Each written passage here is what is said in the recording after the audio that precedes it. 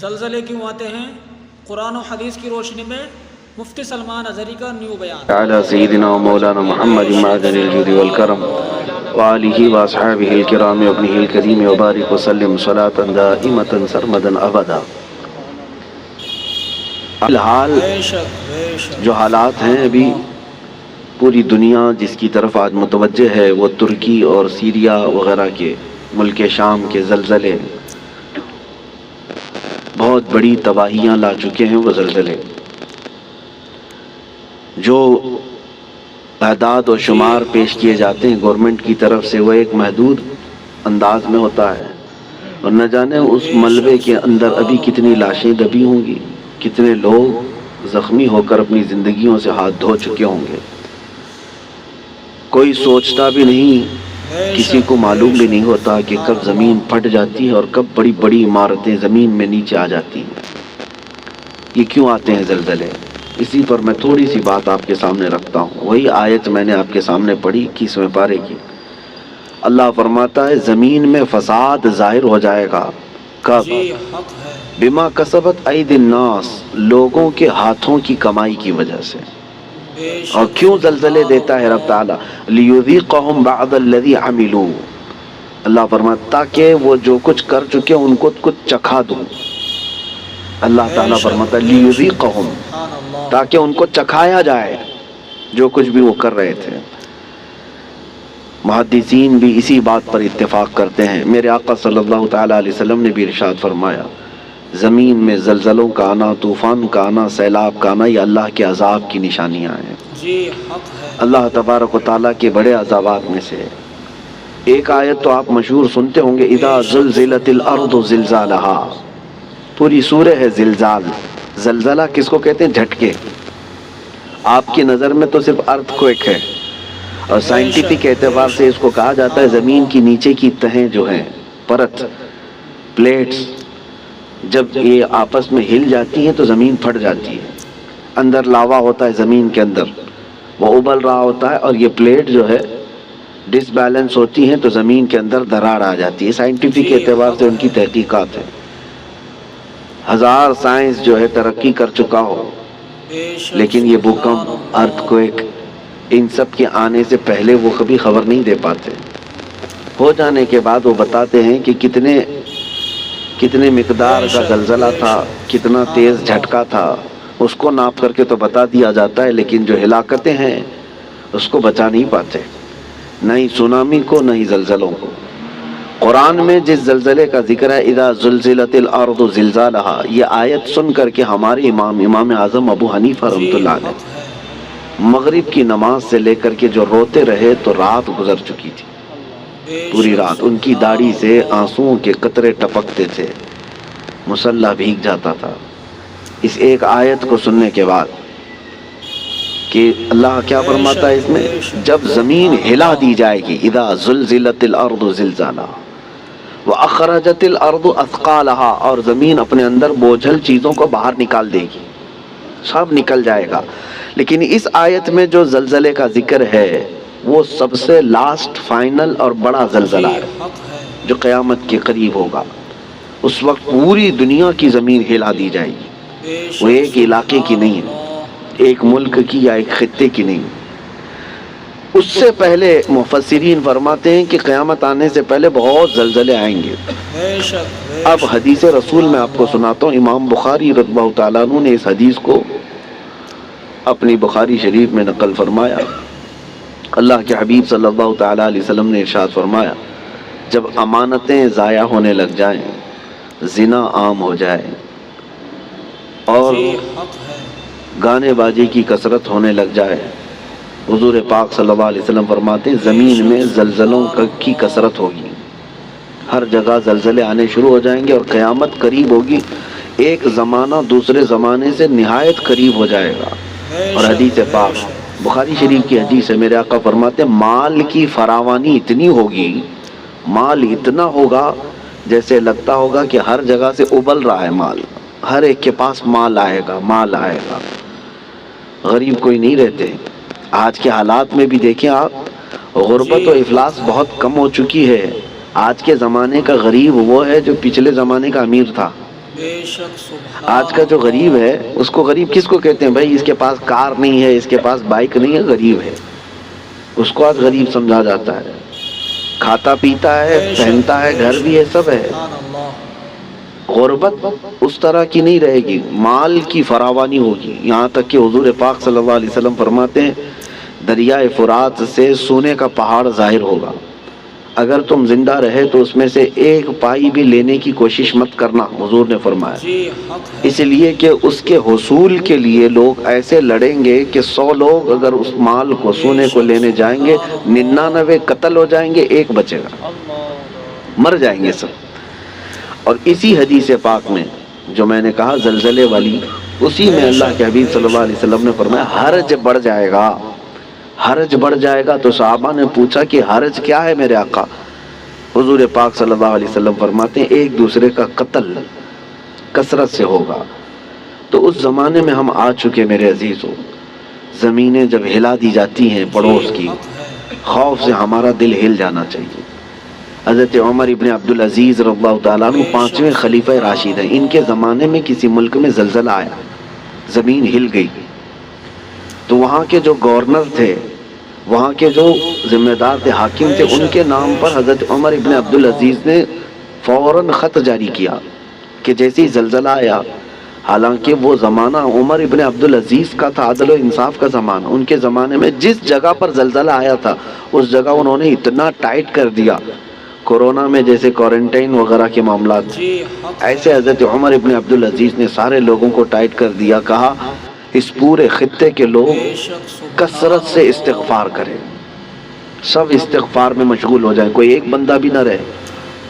اور پھر وہاں کے حاکموں کو اور وہاں کے جو گورنر تھے ان کو خط لکھا کہ جتنا تمہارے پاس ہے سب کا سب صدقہ کر دو، خیرات کر دو۔ الصدقۃ تطفئ البلایا، میرے آقا صلی اللہ علیہ وسلم نے فرمایا صدقہ بلاؤں کو ٹال لیتا ہے، تمہارے پاس جو ہے وہ صدقہ کر دو، اس لیے کہ اللہ کا غضب تمہارے ہاں آیا ہے، اللہ کا عذاب تمہارے شہر میں آیا ہے، زلزلہ آیا ہے۔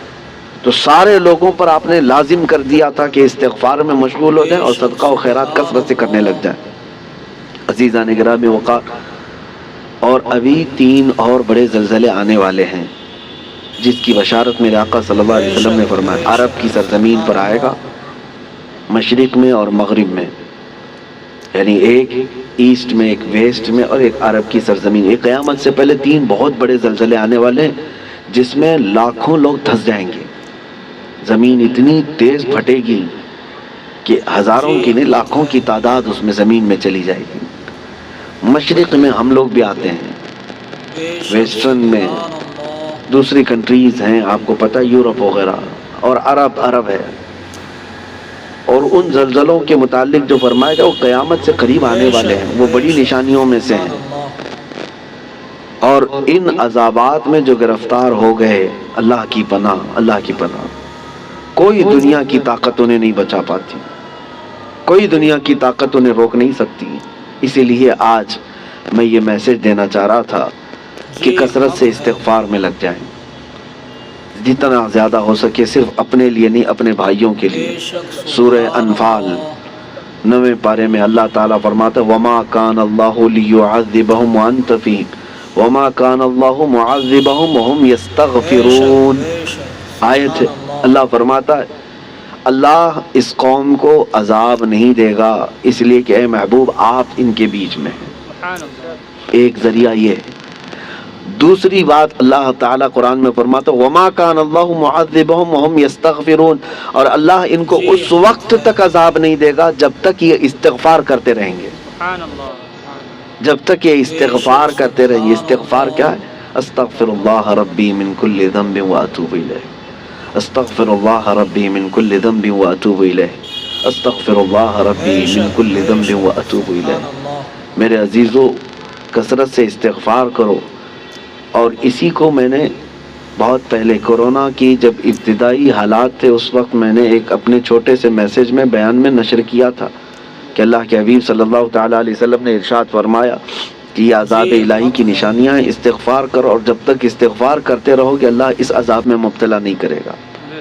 آج کہیں کسی پڑوس کے گھر پر آگ لگی ہو تو اس کی چنگاریاں تمہارے گھر کو بھی جلا سکتی ہیں، یہ مت سمجھنا کہ ترکی ہل گیا، ملک شام ہل گیا، یہ تو ہم بہت دور بیٹھے ہیں، زمین تو سب کی جڑی ہوئی ہے، زمین ایک ہی ہے، اور ان زلزلوں کے ساتھ اللہ تعالیٰ پوری دنیا کو یہ عبرت دینا چاہتا ہے، اسی لیے توبہ و استغفار کے ذریعے سے اپنے اعمال کی طرف توجہ دیں، اور وہ جو ہزاروں لوگ دھنس گئے ہیں زمینوں کے اندر ان کے لیے مغفرت کی دعا کریں، اور جو آج قسم پرسی کے عالم میں وہاں پر ہیں، بڑی بڑی عمارتیں جو ڈھہ گئیں، بہت سارے لوگ بے گھر ہو چکے، ان کے مال مویشی سب ہلاک ہو چکے، ان کے لیے اپنے دل میں رقت پیدا کریں، وہ تمہارے بھائی ہیں، امت مصطفیٰ ہیں۔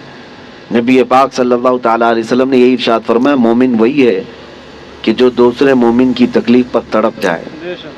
مثل المؤمن کمثل جسد اذا اشتکا عضو تداعى له سائر الجسد بالسہر والحمى۔ ایک مومن کی مثال میرے آقا فرماتے ہیں سارے جسم کی طرح ہے، ایک عضو کو بھی تکلیف ہوگی تو پورے جسم میں بخار آ جائے گا۔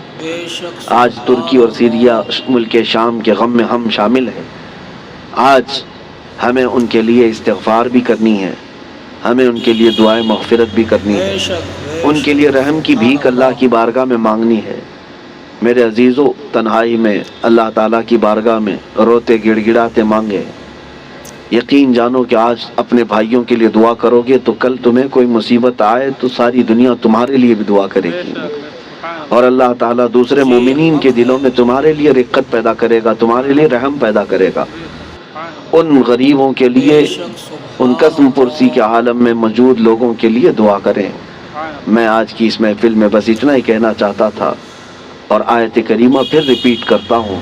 اللہ فرماتا ہے ظہر الفساد فی البر والبحر، فساد ظاہر ہو گیا خشکیوں میں اور سمندروں میں، بما کسبت ایدی الناس، وجہ کیا ہے؟ اس لیے کہ لوگوں کے ہاتھوں کی کمائی ہے، ان کے اپنے برے اعمال ہیں، ان کے گناہ ہیں، ان کے شامت اعمال ہے۔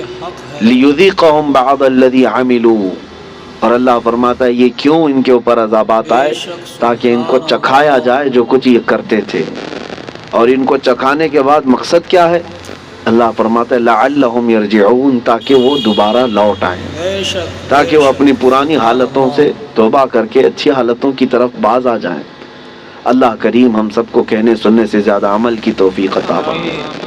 اے رب کریم تیرے عذابات سے ہماری حفاظت فرما، ہم تیری آزمائشوں کے قابل نہیں مولا، تیرے امتحان میں اتارے جانے کے قابل نہیں۔ اے رحمان اے رحیم ہم سب کو آئے ہوئے عذابات سے محفوظ فرما دے۔ اے کریم خدا، تیرے رسول نے جو دعا کیا تھا تیرے دربار میں وہی دعا کرتا ہوں۔ اللہم انی اسألک من خیر ما سألک منہ نبیک سیدنا محمد صلی اللہ علیہ وسلم، اللہم انی اعوذ بک من شر ما استعاذک منہ نبیک سیدنا محمد صلی اللہ علیہ وسلم، اللہم ان اردت بعبادک فتنة فاقبضنا غیر مفتونین، فاقبضنا غیر مفتونین، فاقبضنا غیر مفتونین۔ اے اللہ اگر تو نے اپنے بندوں کے آزمائش کا ارادہ کر لیا ہے تو مولا ہمیں بغیر آزمائش کے اس دنیا سے اٹھا لے، ہمیں بغیر فتنوں میں مبتلا کیے تو اپنی بارگاہ میں بلا لے۔ اے اللہ ایمان کی سلامتی اور عزت کی سلامتی کے ساتھ دنیا سے ہمیں رخصتی عطا فرما۔ وصلی اللہ تعالی علی خیر خلق محمد وآلہ واصحابہ اجمعین برحمتک یا ارحم الراحمین۔ عرش پر نور مصطفیٰ دیکھا، عرش پر نور مصطفیٰ دیکھا، عرش پر نور مصطفیٰ دیکھا، عرش پر نور مصطفیٰ دیکھا،